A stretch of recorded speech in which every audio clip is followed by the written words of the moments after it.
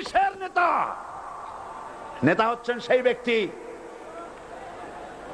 যিনি বলেছেন, ও আমার স্ত্রীরা, ও আমার সাহাবীরা, রাতের আধারে আমার মধ্যে যা আচরণ দেখতে পাও, দিনের আলোতে আমার মধ্যে যা দেখতে পাও, সবগুলি খুলে খুলে মানুষের কাছে বলে দাও।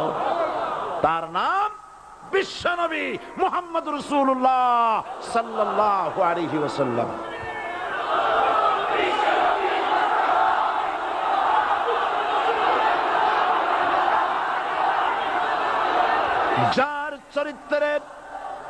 যার চরিত্রের সার্টিফিকেট আল্লাহ রাব্বুল আলামিন নিজে দিচ্ছেন, ওয়া ইন্নাকা লাআলা খুলুকিন আযীম।